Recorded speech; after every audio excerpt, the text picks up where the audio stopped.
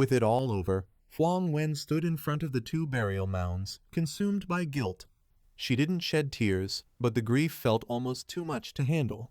Her closest friends had lost their lives because of her. Seeing Huang Wen's deep sadness, Lu Lax wanted to offer comfort. She tried to distract Huang Wen by introducing her to Tonum. Worried, Tonum asked Lu Lax if Huang Wen resented him. His hesitation had caused the death of her two friends. He believed he should have stopped Chen Wen earlier to prevent this tragic situation. To his surprise, Huang Wen said she didn't feel that way and didn't hold him responsible. In fact, when leaving the shelter, she had been prepared for even the worst possible outcome befalling her, ready to handle it appropriately. Lu Lax was amazed that Huang Wen could hear Tonum's voice. Huang Wen couldn't explain how, but after burying Zheng Jun, she started clearly sensing the presence of someone else nearby, though she couldn't see anyone now. Currently, Tonum looked to her like a blurry, misshapen mud figure, resembling a broken doll. No one would believe in a rational mud mutant, let alone a mutant flower, without seeing it firsthand. Lu Lax seemed convinced to stay, and as Huang Wen headed to her newly made earthen house, she said it was late, and she would spend the night there.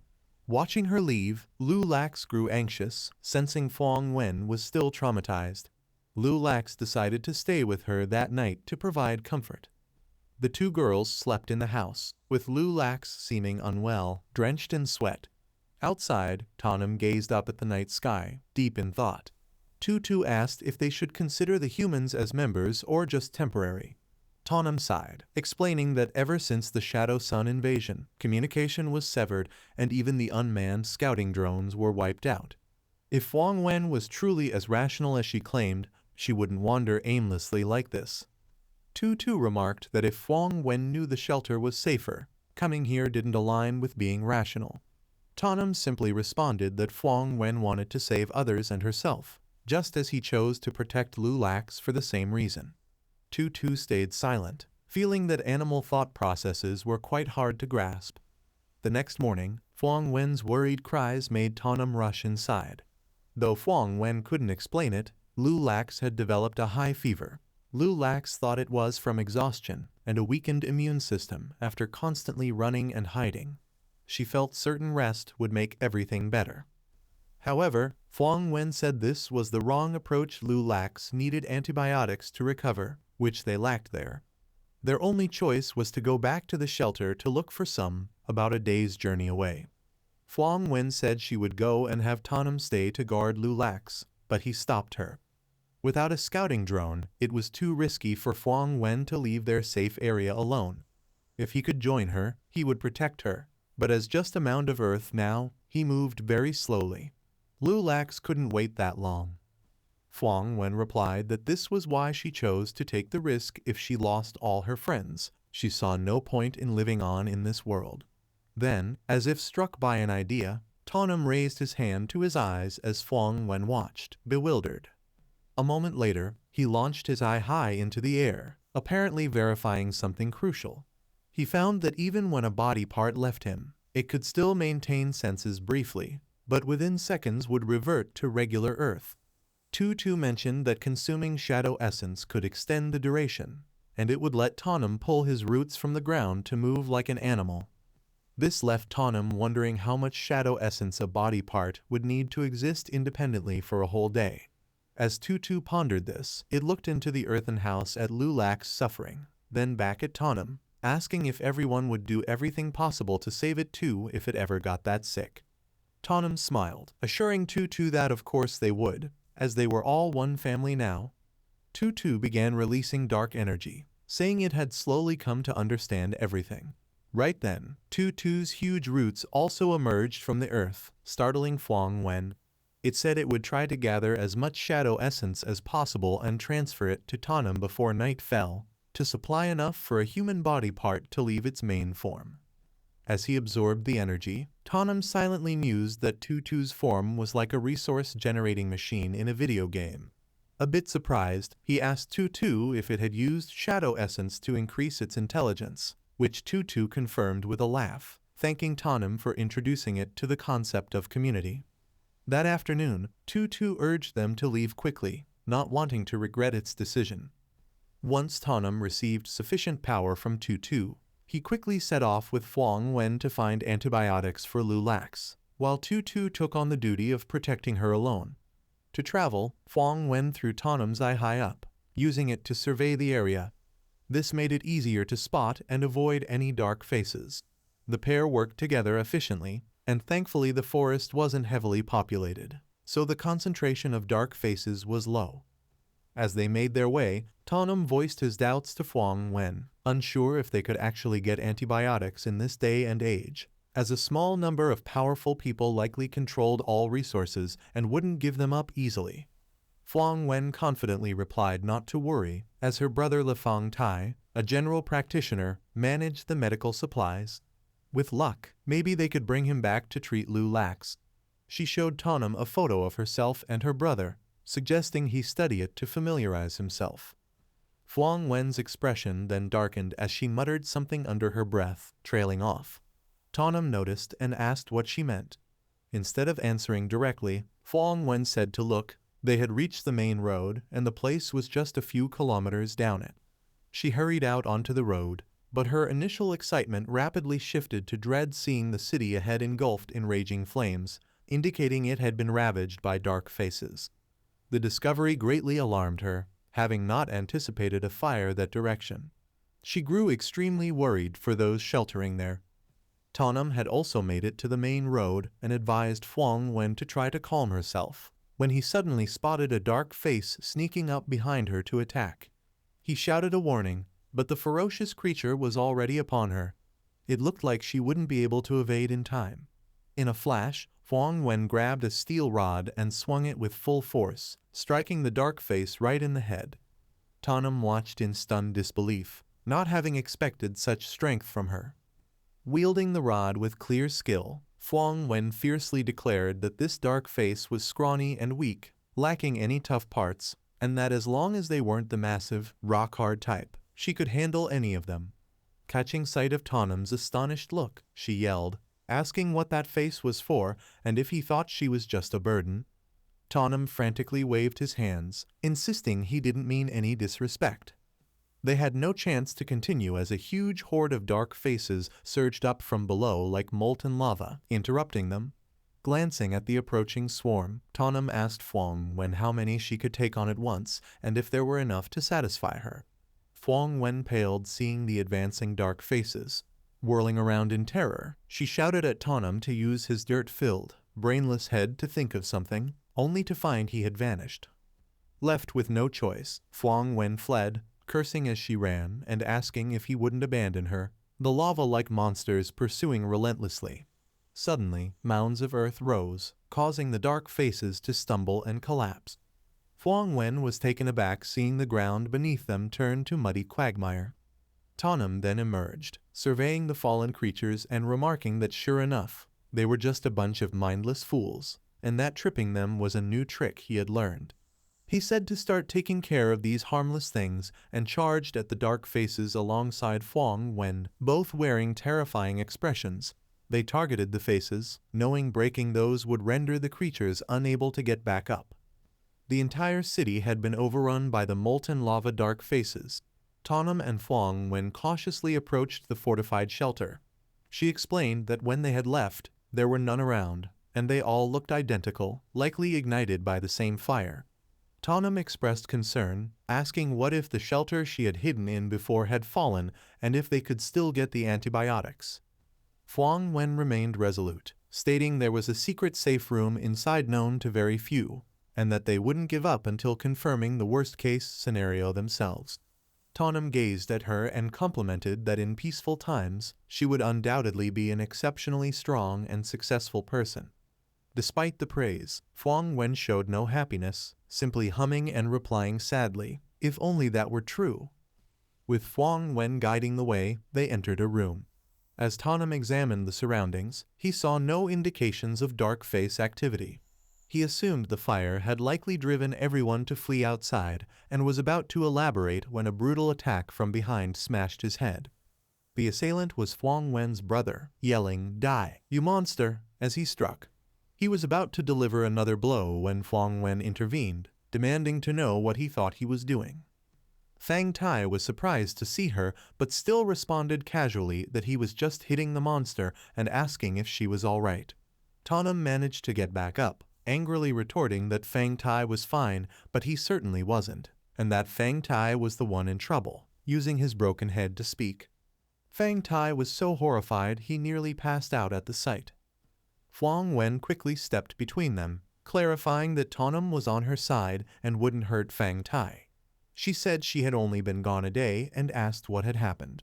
Still shaken, Fang Tai replied that if Huang Wen said Tonum wouldn't hurt her, it must be true.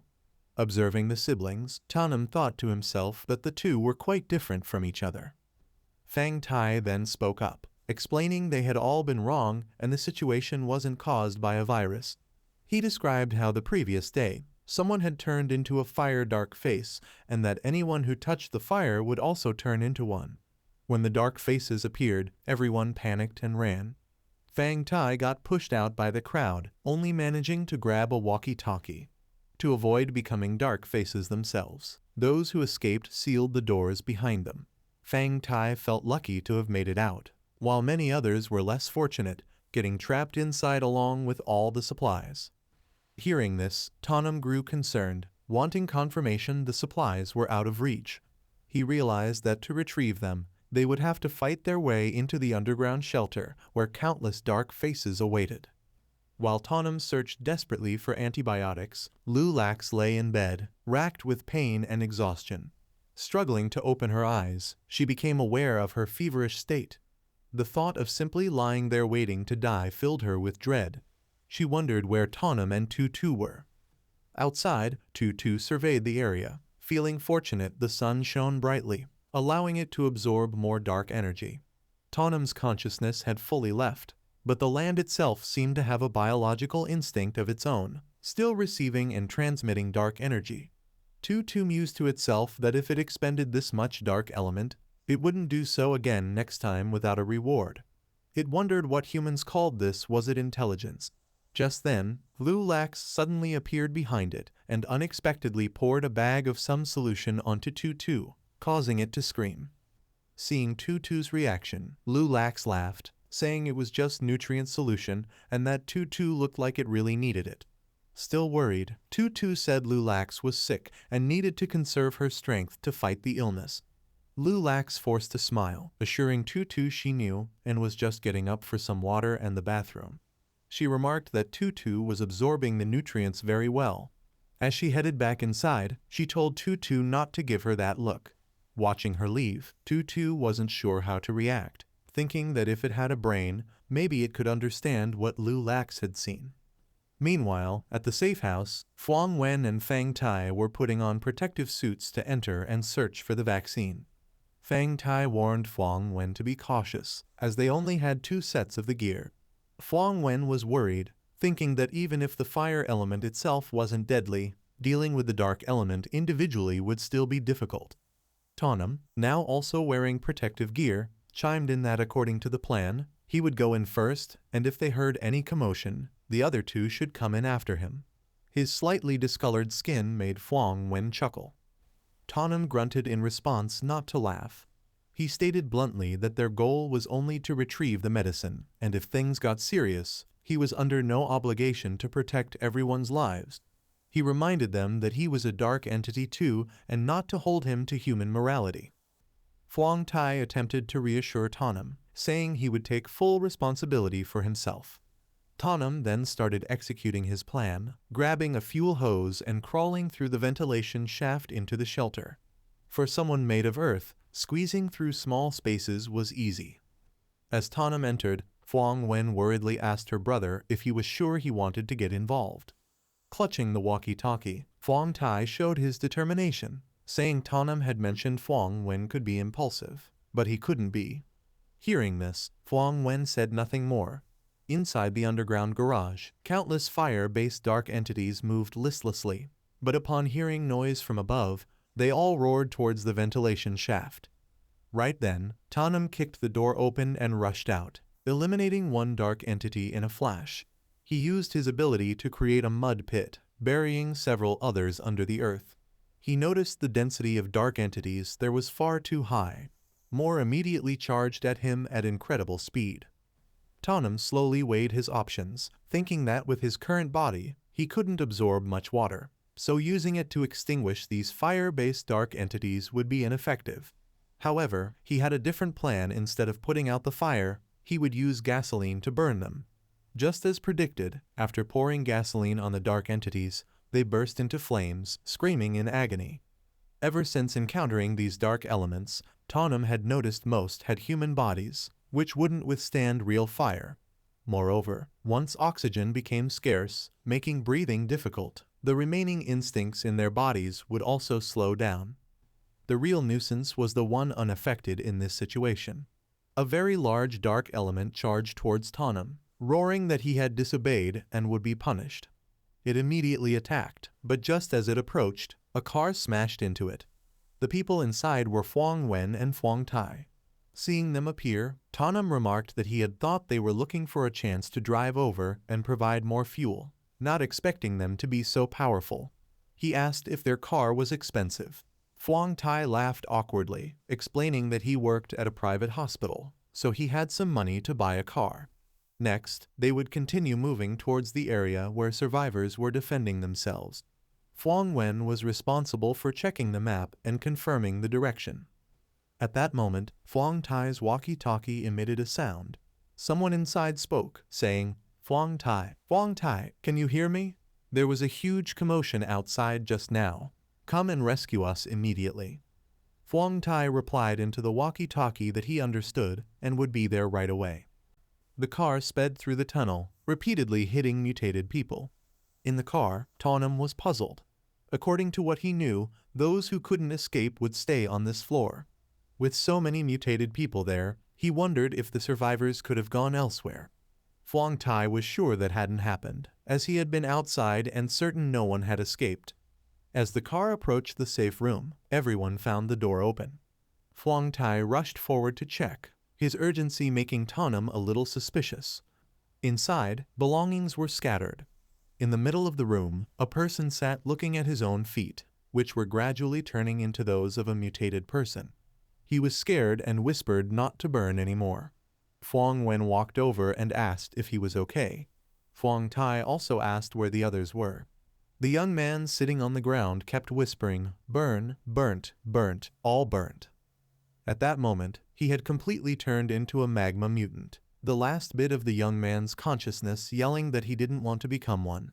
In this dangerous situation, Tonum quickly pulled the other two back to avoid the attack of flames rising from the mutant's body.